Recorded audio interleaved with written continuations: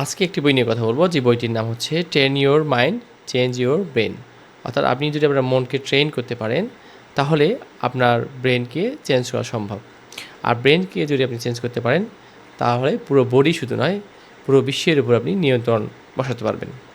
তাহলে কিভাবে সম্ভব এই ব্রেনকে নিয়ন্ত্রণ করা বা মনকে ট্রেনিংয়ের মাধ্যমে? বইটি লিখেছেন বিখ্যাত একজন রাইটারের নাম হচ্ছে শ্যারন বেগলে।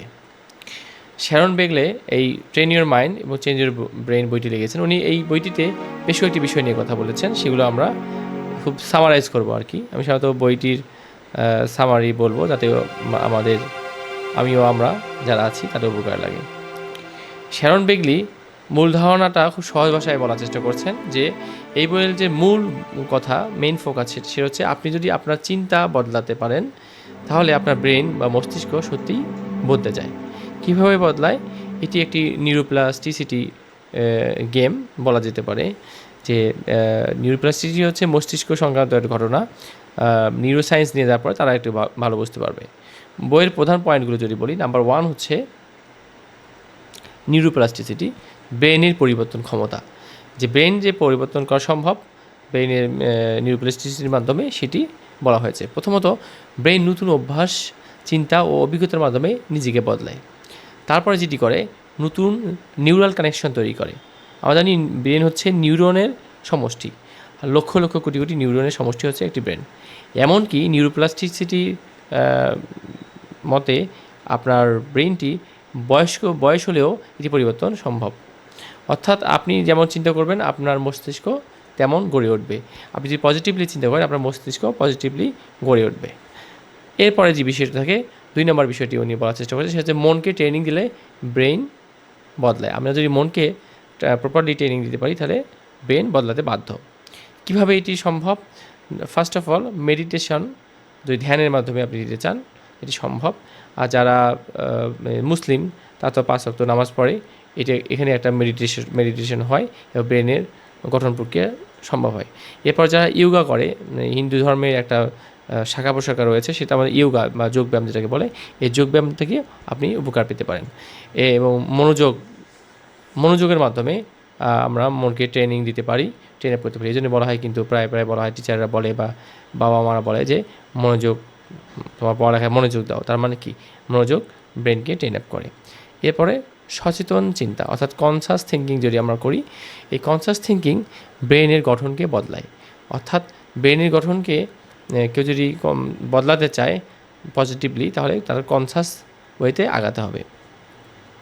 এরপরে আরেকটি কাজ ব্রেনকে গঠন করে, স্ট্রাকচারটাকে শক্তিশালী করে। তার মধ্যে হচ্ছে শান্ত স্বভাবের মানুষজন দেখবেন যে খুব মেধাবী হয়। তারপরে ধৈর্যশীল মানুষ। প্রত্যেকটা ধর্মে, স্পেশালি ইসলামী ধর্মে তো বলা হয়েছে ইন্নাল্লাহা মা সাবিরিন, অর্থাৎ নিশ্চয়ই আল্লাহ ধৈর্যশীলদের সাথে থাকেন। এটা ইসলামের কথা। আর যদি অন্যান্য ধর্মের দিকে তাকাই, যে অন্যান্য ধর্মেও কিন্তু ধৈর্যের কথা বলা হয়েছে, তাহলে বোঝা গেল যে ধৈর্যশীল হলে মনকে ট্রেনিং দেওয়া সম্ভব এবং এই ট্রেনিংয়ের মাধ্যমে ব্রেনকে বদলানো সম্ভব। এরপরে এই বইটিতে বৌদ্ধ দর্শন বা বৌদ্ধ ধর্মের যে দর্শন, সেটা আলোকপাত করা হয়েছে এবং আধুনিক বিজ্ঞান একসাথে এখানে দেখানো হয়েছে। অর্থাৎ বুদ্ধিজম যে ফিলোসফি এবং আধুনিক বিজ্ঞানের যে সম্পর্ক, এটি এখানে শো আপ করানো হয়েছে। তার মানে বোঝা গেল ধর্মের এখানে একটা সংমিশ্রণ রয়েছে। আর ইয়োগার কথা যেটা বললাম, যদি ইয়োগার কথা বলি তাহলে হিন্দু ধর্মে, বৌদ্ধ ধর্মে ইয়োগাটা করে আর কি, এবং ইয়োগা করলে কিন্তু ব্রেন শান্ত হয়। আর অ্যাট দ্য সেম টাইম যারা মনি ঋষি, তারপরে যারা ইসলামিক স্কলার, দরবেশ টাইপের মানুষ, তারা কিন্তু ধ্যান করেন, অর্থাৎ চোখ বন্ধ করে তারা একাগ্রচিত্ত চিন্তাভাবনা করেন। এটাকে ধ্যান বলে, মেডিটেশন বলে, অন্যান্য জায়গায় বলে হচ্ছে ইয়োগা। যাই হোক, এটি মানুষকে ব্রেনকে শক্তিশালী করে এবং ব্রেনকে ট্রেন আপ করে। 3 নম্বর যে বিষয়গুলোর কথা বলা হয়েছে, যে বিষয়গুলোকে আমরা যদি অ্যাভয়েড করি তাহলে ব্রেনকে শক্তিশালী করানো সম্ভব, সেগুলো হচ্ছে মানসিক সমস্যা বদলানোও সম্ভব। মানসিক সমস্যা যেমন ডিপ্রেশনকে যদি আমরা অ্যাভয়েড করতে চাই, তাহলে ওই উপরে যে কাজগুলো আছে সেগুলো করলে এই ডিপ্রেশন কমবে। এবং ডিপ্রেশন কমলে আমাদের ব্রেন শক্তিশালী হবে। এরপর ওসিডি যেটা রয়েছে, এটা ডাক্তারের পরিভাষা, ডাক্তারি বিদ্যার, এই ওসিডির কারণেও ব্রেন শক্তিশালী হবে যদি এটাকে আমরা অ্যাভয়েড করতে পারি। তারপর খারাপ অভ্যাস, যদি আমাদের মধ্যে খারাপ অভ্যাস কোনো থেকে থাকে, এই খারাপ নানান টাইপের খারাপ অভ্যাস হতে পারে, মদ্যপান, সিগারেট পান, তারপরে হচ্ছে মাস্টারবেশন, XYZ যতগুলো ধরনের বদ অভ্যাস আছে, অনেক রাতে জেগে থাকা, এই খারাপ অভ্যাসগুলোকে যদি আমরা পরিত্যাগ করতে পারি তাহলে ব্রেনকে গ্রোথ ব্রেন সম্ভব আর কি, ব্রেনের ডেভেলপমেন্ট সম্ভব এবং গ্রোথ সম্ভব। এগুলো শুধু যে মনের সমস্যা তা নয়, ব্রেনেরও প্যাটার্নকে শক্তিশালী করে, তাই ট্রেনিং নিয়ে পরিবর্তন করা যায়। এই বইতেই তাই বলা হয়েছে যে train your mind and change your brain. খুব চমৎকার একটা বই, তার সারমর্মটা আমি শুধু বলছি। বইটি পড়লে আরও উপকৃত হওয়ার সম্ভাবনা আছে, তবে সারমর্ম কিন্তু এগুলোই যায়। পুরো বই পড়লে আপনি সারমর্ম এগুলোই পাবেন আর কি। এরপর রয়েছে 4 নম্বরে, অভ্যাসই আপনার ব্রেন তৈরি করে। আপনি যদি ভালো অভ্যাস তৈরি করেন তাহলে আপনার ব্রেনকে পরিবর্তন করবে এবং ব্রেন আপনার ডেভেলপ হবে। কি হতে পারে, আপনি যা বারবার করেন সেটি ব্রেনে শক্ত হয়, অর্থাৎ আপনি যে ভালো কাজ করেন সেটি ব্রেনে শক্ত হবে। আবার খারাপ চিন্তা করলে খারাপ সার্কিট শক্ত হয়, তার মানে ব্রেনের 2টা পার্টে রয়েছে। এবার ভালো চিন্তা যদি আপনি করেন, ভালো সার্কিট তৈরি হয়। সার্কিট শব্দটা শুনে একটু হাসি পাচ্ছে, তবে মুন্না ভাই MBBS মুভিতে এই সার্কিট শব্দটা কিন্তু ইউজ করা হয়েছে। ও যখন সঞ্জয় দত্ত তার অ্যাসিস্ট্যান্টকে বলে এই সার্কিট এই কাজটা করো, তার মানে বোঝা যাচ্ছে যে যদি হাস্যরস দিয়ে বোঝানো হয়েছে, বাট ইভেন দেন এখানে অনেক শেখার কিছু আছে, বাস্তবতা রয়েছে। এরপরে শেখা ও অভিজ্ঞতা ব্রেনকে বদলায়। আমরা যদি নিয়মিত শিখি এবং অভিজ্ঞতা আমাদের যদি সঞ্চয় হয় শেখার মাধ্যমে, এই শেখা অভিজ্ঞতা ব্রেনকে বদলায়। ফলে নতুন কিছু যদি আমরা শিখতে চাই, নতুন কিছু শেখা, নতুন অভিজ্ঞতা নেওয়া, এগুলো ব্রেনকে আপডেট করে।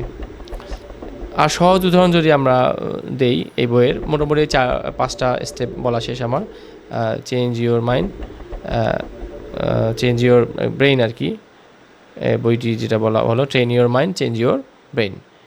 Train your mind change your brain বইটি যা শ্যারন ব্যাগলের এই 5টি সামারাইজ করলাম আর কি এই বই থেকে। আশা করছি উপকৃত হবেন ইনশাল্লাহ। আর সহজ উদাহরণ যদি দিই তাহলে আপনি যদি প্রতিদিন রাগ করেন তাহলে রাগ আপনার স্বভাব হয়ে যাবে, অর্থাৎ আপনার রাগ করতে মন যাবে, বরঞ্চ রাগ না করলে আপনার দিনটি খারাপ যাবে। সুতরাং রাগ কমানো যে সম্ভব ট্রেনের মাধ্যমে বোঝা গেল আজকে। আপনি যদি ধৈর্যশীল অনুশীলন করেন আপনি ধৈর্যশীল হয়ে যাবেন, অর্থাৎ ধৈর্যশীল হওয়া সম্ভব। তাহলে এই কারণেই হোলি কোরআনে বলা হয়েছে ইন্নাল্লাহা মা সাবিরিন, নিশ্চয়ই আল্লাহ ধৈর্যশীলদের সাথে থাকেন। তার মানে ধৈর্যশীল হওয়া সম্ভব এবং ট্রেনিংয়ের মাধ্যমে সেটা হওয়া সম্ভব। আজকে আমি জানলাম এবং আপনাদেরকেও জানালাম, কারণ ব্রেন সেই অনুযায়ী কাজ করে যা আমরা তাকে শেখাই। তাহলে এই বইয়ের মূল যে শিক্ষা সংক্ষেপ, একবারে সামারাইজ অফ দ্য সামারাইজ যদি বলি, তাহলে আপনি জন্মগতভাবে নির্দিষ্ট না, আমরা জন্মগতভাবেই নির্দিষ্ট নই, 1 নাম্বার। 2 নাম্বার, আপনার আমার চিন্তা আপনার আমার ভবিষ্যৎ তৈরি করে, সুতরাং আমাদেরকে ভালো চিন্তা করতে হবে। এরপর মনকে ট্রেনিং দিলে জীবন বদলানো সম্ভব। আমরা যদি মনকে ট্রেনিং দিই, train your mind change your brain, এর সম্ভব। তারপরে বিজ্ঞান প্লাস মেডিটেশন সমান শক্তিশালী পরিবর্তন, স্ট্রং চেঞ্জ। তাহলে বিজ্ঞান তো থাকলেই, বিজ্ঞান থেকে আমরা শিখলাম, পাশাপাশি মেডিটেশন বিভিন্ন ধর্মে বিভিন্নভাবে আছে। কোনো ধর্মে ইয়োগা আছে, কোনো ধর্মে ধ্যান আছে, আর কোনো ধর্মে সালাত আছে, এবং গভীর রাতের সালাতও হতে পারে, ভোরের সালাতও হতে পারে, এবং এনি কাইন্ড অফ সালাত। সুতরাং বলা আছে ধর্ম আমাদেরকে পজিটিভিটি শেখায়, সেটা যে কোনো ধর্ম হতে পারে, সেটা হতে পারে মুসলিম, খ্রিস্টান, বৌদ্ধ। মূল তাত্ত্বিক পার্থক্য তো রয়েছেই, সেটা আমরা সেদিকে গেলাম না, তবে ধর্মের যে পজিটিভিটি রয়েছে সেটির কথা আমি যদি চিন্তা করি, এগুলো আমাদেরকে ভালো কিছু শেখায়। আর এই বইটিতে কিন্তু বৌদ্ধ দর্শনের অর্থাৎ বুদ্ধিজম যে ফিলোসফি আছে তার কিন্তু সংমিশ্রণ ঘটানো হয়েছে, তার মানে বোধহয় ভালো জিনিসটাই তুলে ধরা হয়েছে আর কি। সুতরাং চাইলে বইটি পড়তে পারেন, train your mind change your brain. পাশাপাশি এটাই পাবেন সামারাইজে বইটিতে যদি পড়েন, আর আমি সেই বইটি পড়ে আপনাদের সামনে তুলে ধরলাম। Thank you for watching and student Chayan Kabir. দেখা হবে নেক্সট আর কোনো ভালো কোনো বইয়ের সামারাইজ নিয়ে। সে পর্যন্ত ভালো থাকুন, সুস্থ থাকুন, আল্লাহ হাফেজ।